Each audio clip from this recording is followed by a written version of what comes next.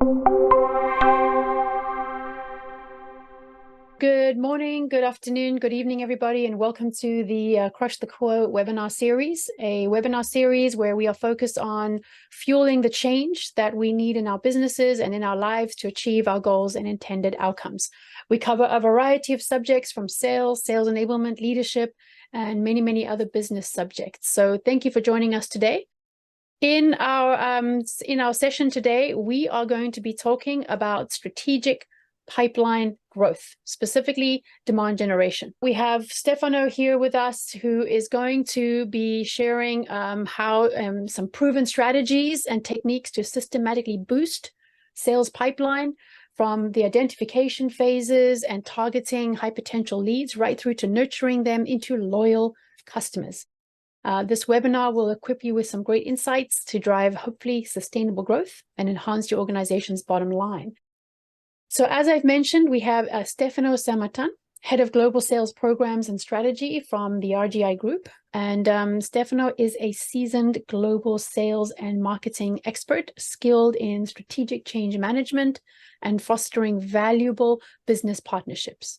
And he has many specialities, which include sales, marketing, and all kinds of programs within both of those, as well as strategy direction, business development, and go-to-market strategy.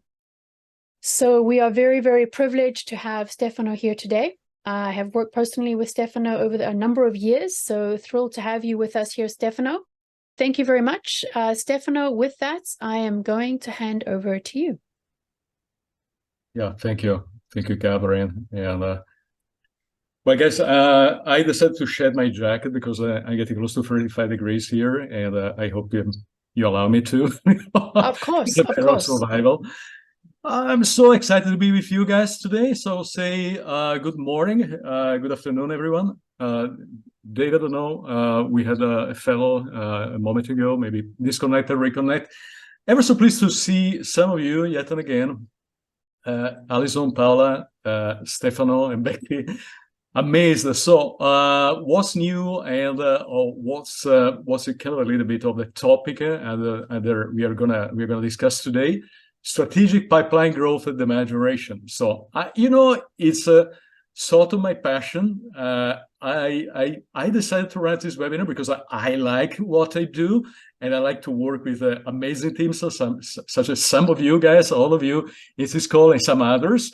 The first thing I want to share with you a little bit is about how to start designing and keeping ourselves for business growth or pipeline growth.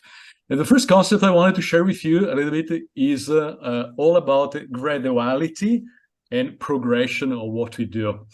So I've been with companies, and I met with some organizations, entities with, back in the times, for instance, when I was at Salesforce, all these organizations wanted to do it all at once, right? They wanted to start with demand generation, day in, day out. Tomorrow morning, we're going to get started. Big bang, immediately we want to have all decks on the table, all the right people around the room, and get started immediately. I learned sometimes the hard way, sometimes an easier way. That's a wrong approach, super wrong. When you build a demand generation practice, you need to do it gradually and programmatically. You need to be as wise and as strong as setting the expectations of your management in a way that whatever is going to be released will be released on a time axis. So, for instance, let's start from the beginning. I think we all agree you can't manage what you can't measure. We want to do one step at a time, because before we are firing up the big components of our demand generation, we want to make sure that we can measure. We can measure the starting point, we can measure the baseline, and we can measure the way we are moving ahead in the direction which we are setting up for ourselves. So let's start from the very beginning. Let's start from the foundations. And what are the foundations? The foundations, in order to measure what we want to manage, are Number one, what are we selling? What's the catalog of our products? What's the pricing logics behind the catalog? What are the metrics which we use to sell? And what are the conditions for selling? Which countries, which territories, which customer pools, which industries, right?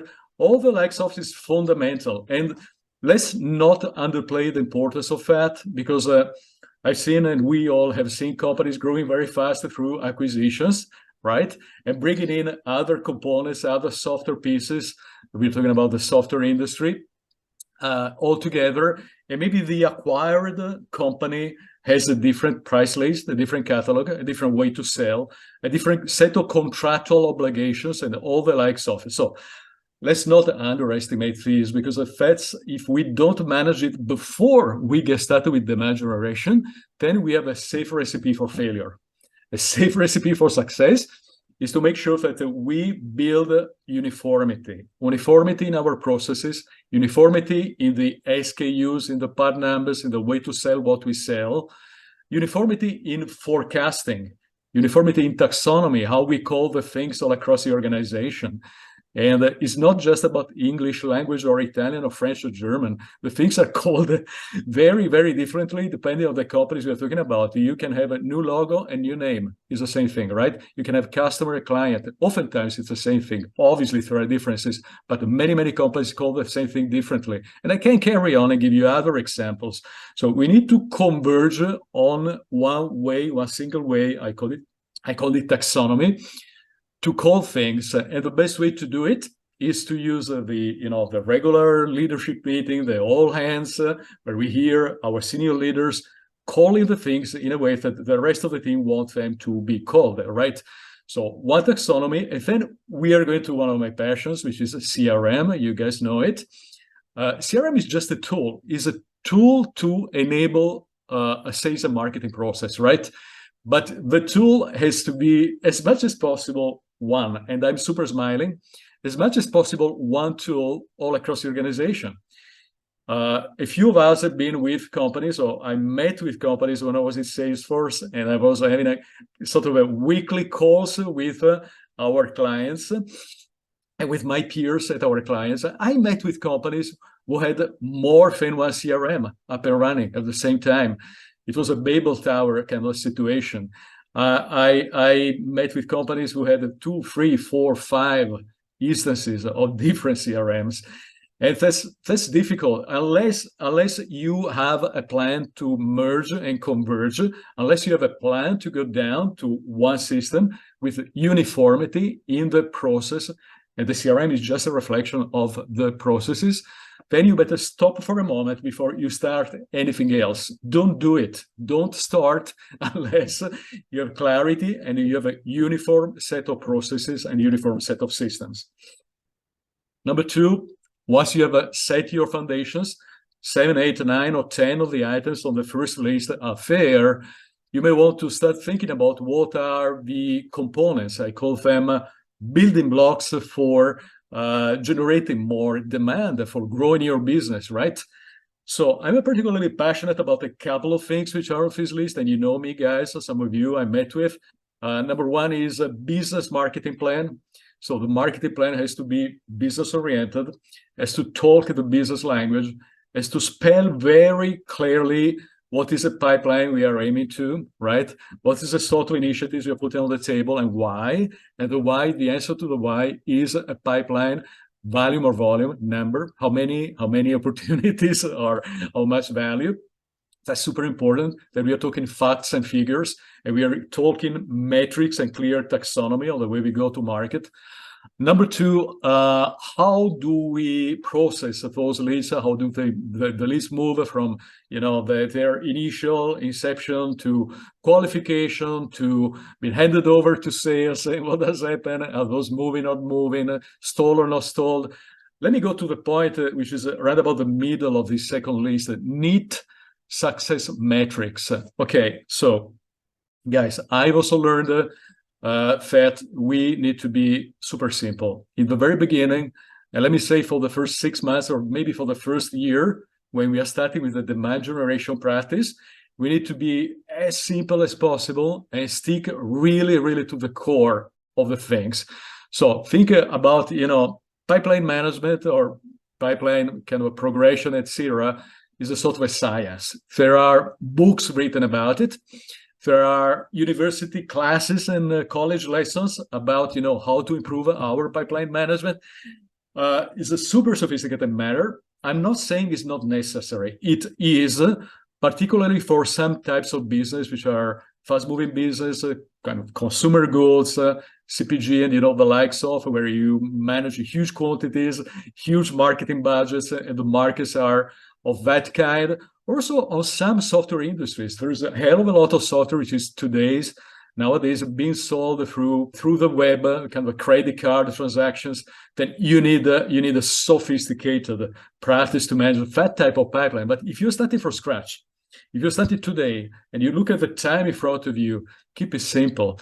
Start talking about pipeline generation and pipeline progression. Super simple. Start talking about pipeline quantity and quality. Okay? And you heard me saying sometimes in the past, start talking about velocity and conversion and nothing else. Two items.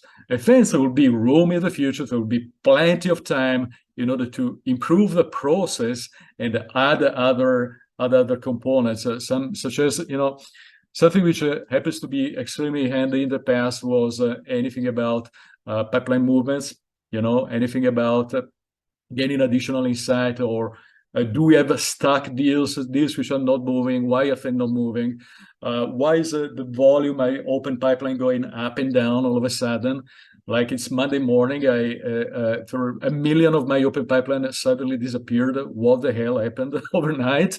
Is it a deal that was moved to the next quarter, or is it something which was overpriced? The price shrunk, the size of the opportunity. There might be 1 million of reasons why my pipeline is changing, which is not connected to business growth and pipeline generation.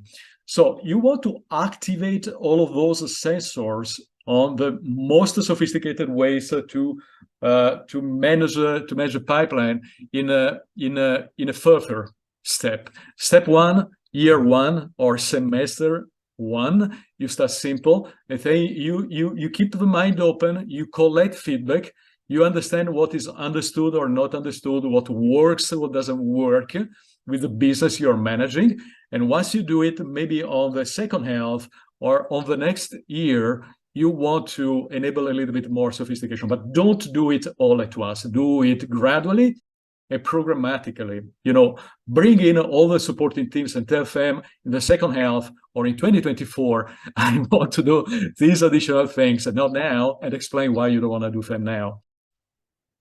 Then once you are there, you're finally able to stabilize and to accelerate your engine, right? So you activated it, you have a solid ground foundation, and you can start to stabilize and accelerate. Stabilize and accelerate, you start having territory plans. You basically look at your sellers, you look at your markets, like Italy, France, and Germany, and you say, this is my business ambition, this is a quantity of revenues that I want to gather over the next year, and you start budgeting. How many sellers do I need? How many boots on the ground?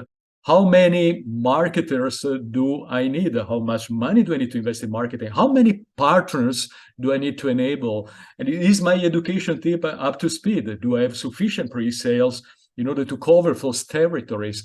That's, in a nutshell, territory plans.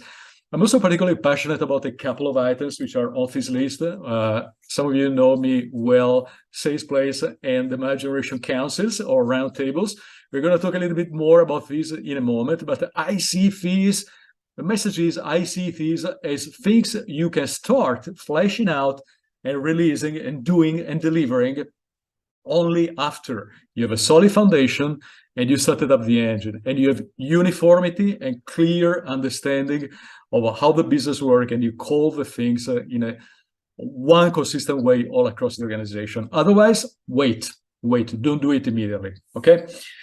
So let's zoom into SalesPlace. And I know this is maybe not totally new to some of you, but let me start with a little definition.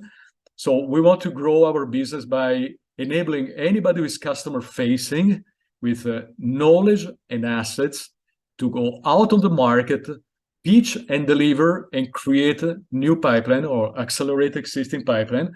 So cross-sell, upsell, and find new logos.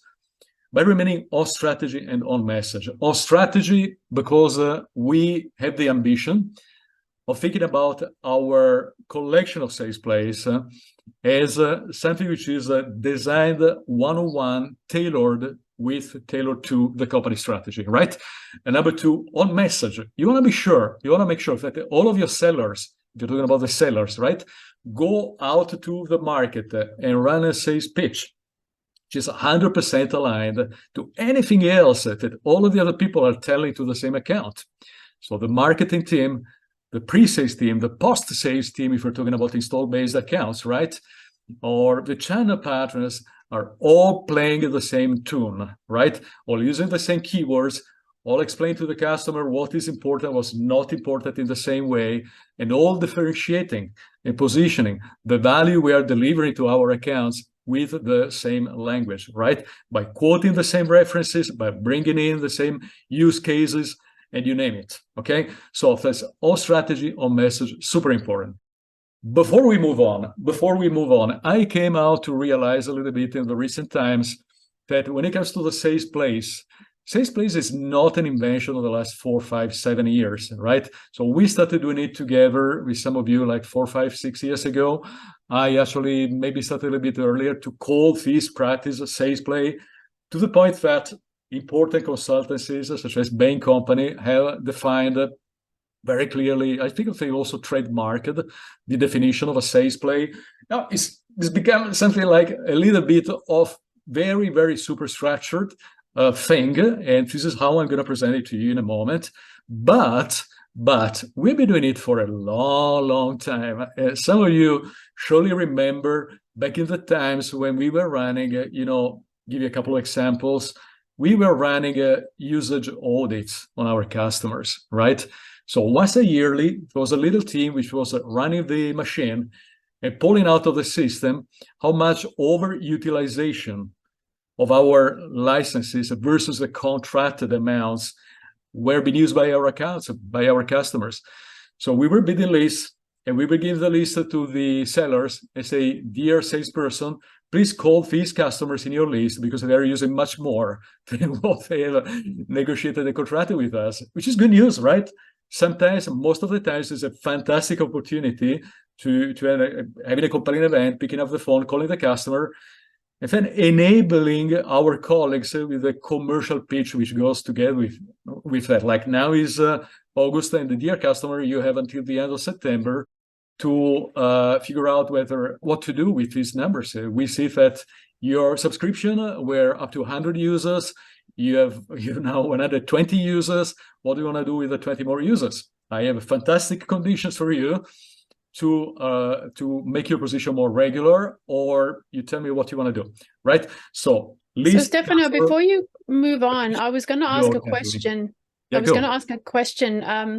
In terms of the role of targeted content in driving pipeline growth. Is the answer to the role connected to sales plays of targeted content? I would say so. Yeah, I would say that. No, thank you for the question. I would say the way we used to work in the past has been normalized and rationalized in what we now refer to as sales plays. This is one example. We can have many other examples. I had another one coming to mind, which is you have inside sellers and you tell dear inside sales team, just call all the customers in your patch, let's say in the Middle East, and tell them you have product A, B, you can also have a product C with a discount or with a trial, right? So that's a super simple initiative which has been, run since ever. I've been with SAP like the best part of the 12 or 13 years, and we've been doing this since the early 2000s, right? So we didn't call it a sales play. We simply refer to it as a sales initiative. Again, you have knowledge, you have a list, you have tools, somebody's enabling your inside sellers, in this case, to run the pitch, and they just do it. You move into execution. Now, is this on strategy? You may say at the local level, the territory level, it is a strategy. Salesforce, we used to do regular license audits, right? Usage utilization audits. That was definitely our strategy. But how are we expanding these and making it 100% consistent with the direction the company wants to go to. So we're moving on to articulating what I like to call number one, governance, number two, the production stage, and number three, the delivery stage, right? So what is a governance all about? Governance is basically reuniting around the table with a regular frequency. So every 6 months, if your sales plays are going to be delivered every 6 months, reuniting all the people in the company who have to do and are responsible with the growth strategy of your company. So it's normally the senior most roles, such as a chief revenue officer, chief marketing, head of strategy, head of product and R&D, and these type of roles. Sometimes in some organizations, you also have a head of alliances, of strategic alliances, because the channel partners and resellers are so important. Pretty much depends on your business. What you want to have is 5 to 7 people around the table to meet at the very beginning of the strategizing and brainstorming phase. Sitting down together. And what we used to do in the past, we've done it so many times so far, we've been running a sales play governance for the best part of the last 5 or 6 years. So I would say 10 plus times. So the initial step is to build a list of 40, 50 ideas. We call them ideas, right? Brainstorming ideas. Like, I want to go on to this market, this industry, with this solution to pitch this unique business value of my company, And then, you collect all of these lists. And step number 2, you add some flesh around the bone. And you say, okay, so it's not just an idea. Let's narrow it down to the target micro vertical, or what product portfolio are we positioning? Are they all available? Or is any of these products a little bit under the radar? Is going to be released on the next year? Is there a strategic alliance for developing new enhancements to the product, which is up and coming? All the stuff this is why you want to have senior roles and people who are looking towards the future and also know and be aware of what is up and coming. And you want, before it's announced, you want to start designing a sales play around it, right? And most importantly, add a target pipeline number to the sales play. What is my ambition? Why is this sales play more important than the other ones? Start the discussion, start from the long list, shrink it down to a short list, and then socialize a short list with all the involved parties and get feedback about, will this fly? Do we need fine-tuning? Do we need more or less of these? Define strategic versus tactical sales plays, and some of you know very well what I'm talking about. Strategic is a sales play which is fair to stay on the shelf for a longer time than, say, 6 months. Maybe it's going to stay fair for longer, like 1 year or 2 years, and then you manage it differently with a different collection of assets and tools, right? So step number 2 is all about production. Stefano, sorry to pause you there. Just to go back to the governance, assessing Totally. Production capacity. Yep. I'm assuming that what is that exactly referring to? It's not just the seller's time available. What does that refer to exactly? Yeah, I struggled, Catherine, and I'm always learning. So this is also a day of learning for me. I struggled to find the right definition for the phase number 2. To simplify, we call it production.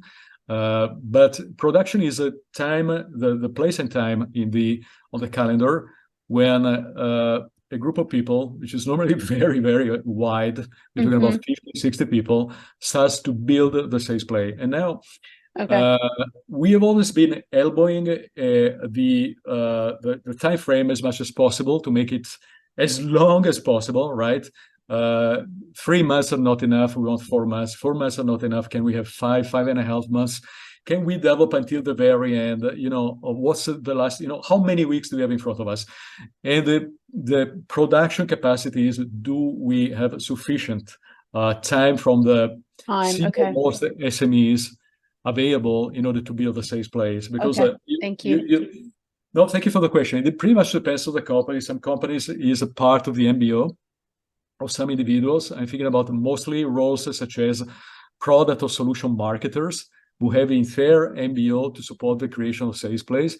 In some other companies, I'm not saying they do it as a favor, but obviously, if I am a top pre-sales, and this is a real life case, right? and I need to decide whether to devote my time to developing a customer and visiting a customer and running a demo and building a prototype and whatsoever versus developing a sales play. I'm in a little bit of a conflict, right?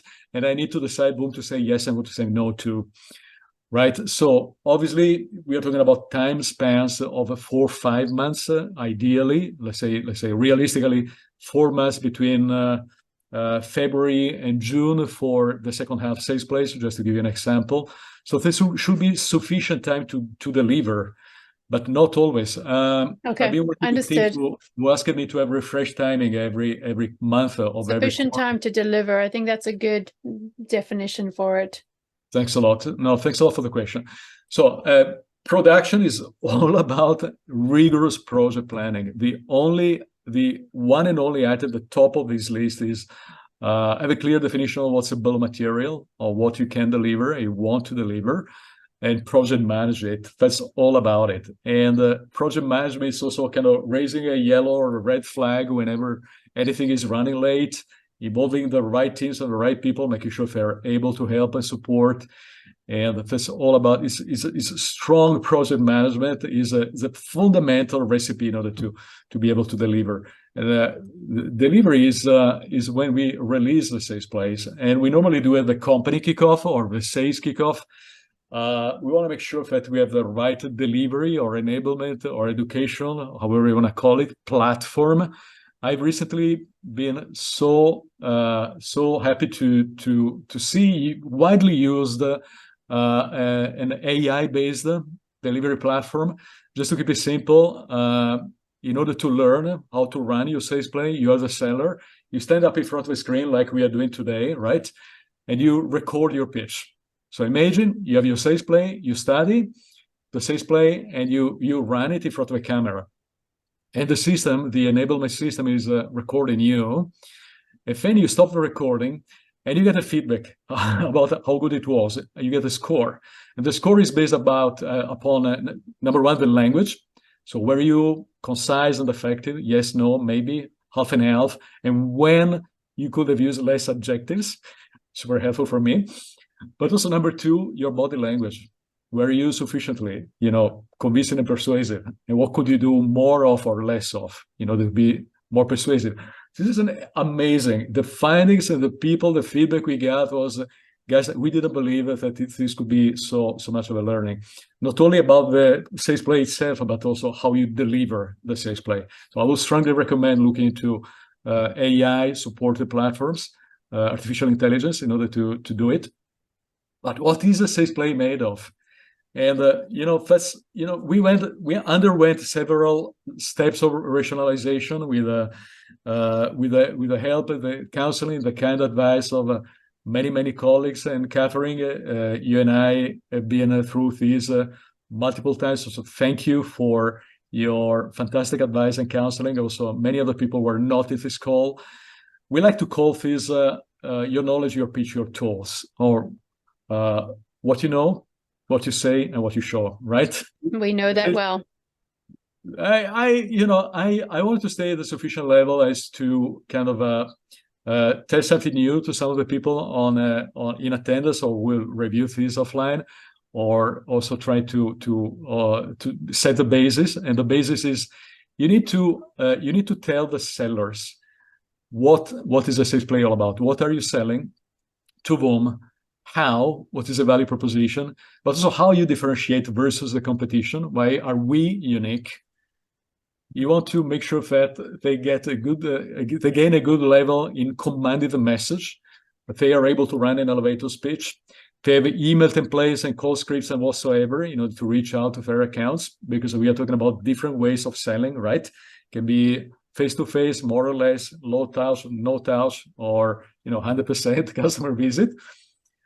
And you want to make sure that your bill of material is containing a minimum number of tools, which is which can be used as a call to action, as an excuse for a call, or a kind of calling the customer and say, we've not been talking for a long time, but hey, we are going to be close to your city on the next week. We are running an event in London or in New York or in Singapore on the next week.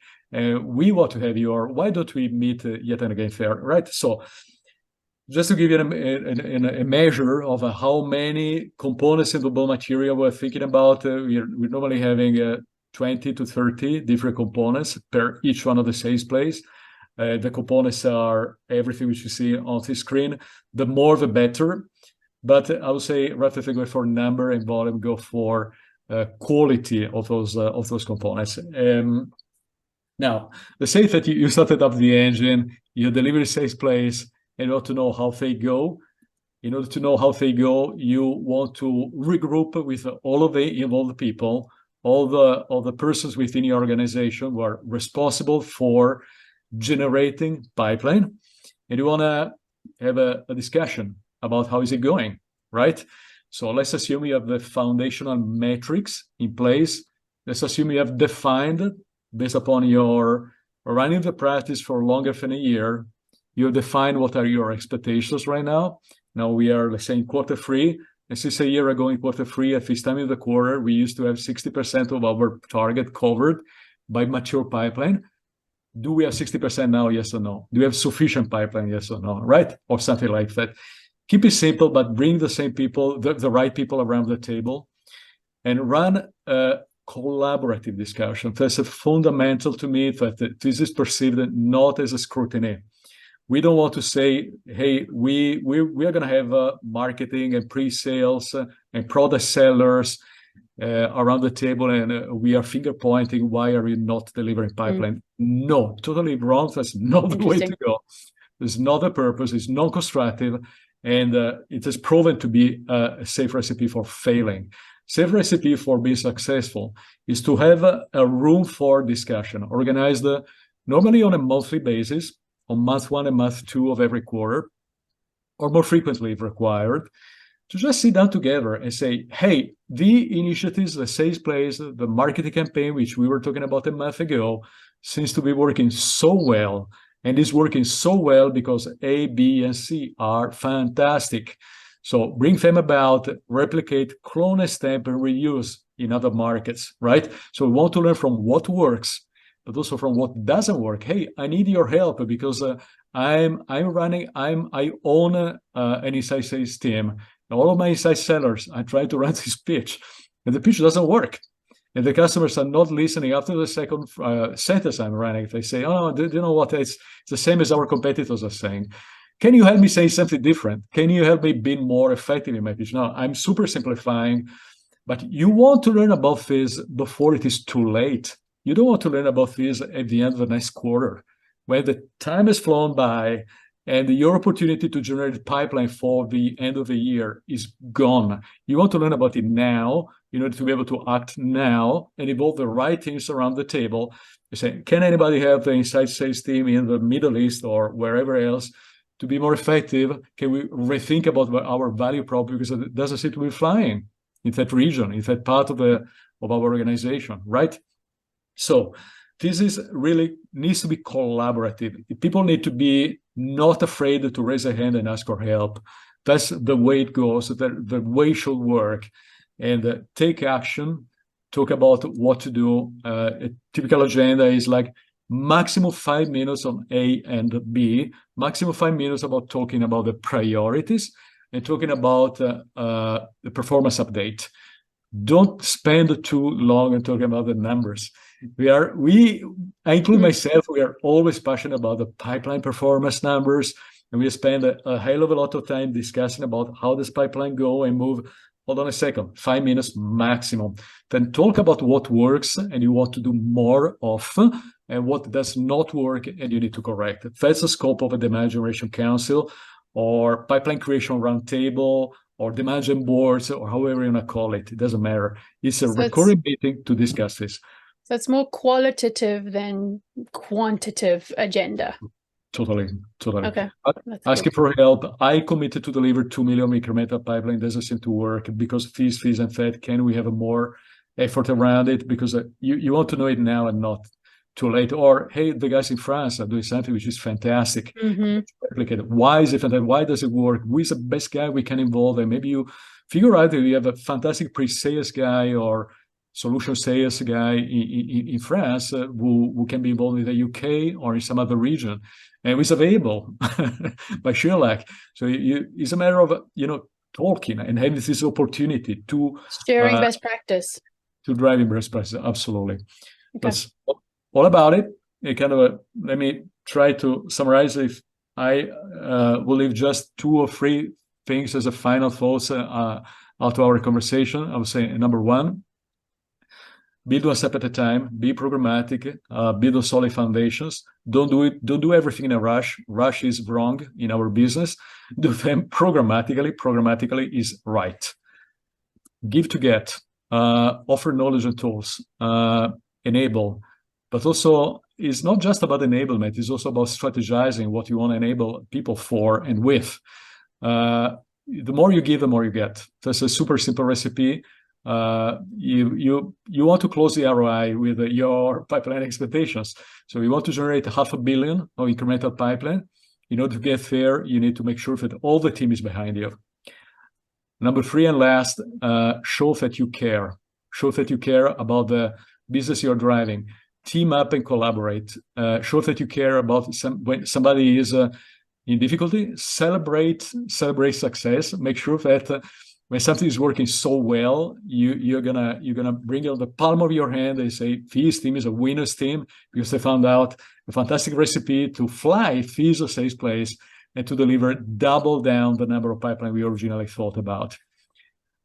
It'll be all about it. Amazing. Thank you, Stefano. I'll kick off with a couple of questions, Stefano. In your opinion, how do you balance, is there a best practice approach to balancing between inbound and outbound lead generation approaches?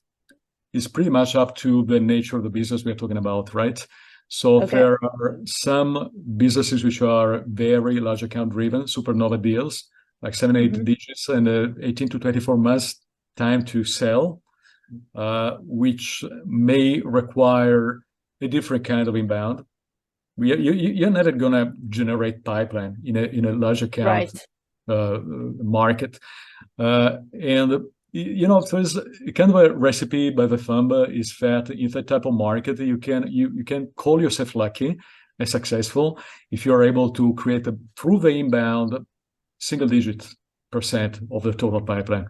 So I have in my teams which are creating 3, 4, 5, 6% of the total pipeline through marketing inbound in large accounts or global accounts, however you want to call it. And the remaining 95% was coming out of sales initiative, sales plays, or some type of outbound, versus kind of rule of thumb on SMB or small medium business, more volume oriented markets. You can go up to 30-35% of a total pipeline generated by inbound. We're talking about pipeline value at the time of inception versus 60-65% of pipeline generated by other types of initiatives. That's a kind of a balance. It's going to vary by industry, by type of business you're in, type of market you're going after. Okay, that makes a lot of sense. And then my next question for you is, in this rapidly evolving digital landscape that we're in your opinion, what are emerging trends or technologies that you think will have the biggest impact on pipeline or demand generation in the near future? I mentioned AI a moment ago for enabling the teams. I'm also strong as the proponent now that we can all travel of face-to-face enablement sessions. I'm the strongest proponent. So when you want to roll out your sales plays, go to the market, to the cities, to the territories, and run what we used to call roadshows, face-to-face with people. Because there's so much more you can gain through exposure and body language and kind of breakout sessions and all the likes of, in order to get real market feedback and learn yourself as a team leader and all the people who are building the sales place. So you say emerging technologies, I would say, I think artificial intelligence is a possibility, but we should use it with extreme caution. There is nothing like when you're building a sales play, when you're roughing out the contents of a sales play, and you're writing your elevator speech, there is nothing like the real life experience of the senior most guy in your organization Right. to be for you. Sorry, I may sound a little bit old-fashioned, but I think that's still winning. I would agree with you. I mean, AI is there, it can help, but you've always got to add the human element in the experience. I totally agree with you. And I hope we never get away entirely from the human aspect of it. It is a bit of a worry that AI is going to take over everything. And that then leads me to my next question and potentially my final question. What are some of the common pitfalls or challenges that you've encountered in demand generation, and how do you recommend overcoming them? Complexity and low adoption. Okay. CRM techniques Okay. and tools due to complexity, the perceived complexity. Something which we should devote more time, and I include myself obviously, upon in the design moment when we are designing a campaign, where we're designing our demand gen, is how to make the life easier and simpler for the seller. The seller wants to be effective. They want to close deals. Their job is to bring in new business. Their job is not to spend a hell of a lot of time in front of the system. The system should be able to propose and fill in automatically as much as possible all the information, all the fields which are required for the seller to be effective. So simplicity, keep it super simple. Okay. Maybe for a much longer time than you originally thought. And that's the best recipe to have a decent level of adoption of the tools and of the practice. Got it. Okay, great. Stefano, I cannot thank you enough for giving us some of your precious time and your amazing insights on demand gen. I know you've got so much experience in this area, just personally having worked with you as well over a number of years in this area. I've personally learned a lot from you over these years. So thank you so much for sharing all those insights and giving us your time. Thank you, folks, for joining us on our webinar today. Really appreciate you being here. And so with that, I'm going to bid you good morning, good afternoon, or good evening, depending on where you are. Thank you for joining, and we hope to see you on our future webinars.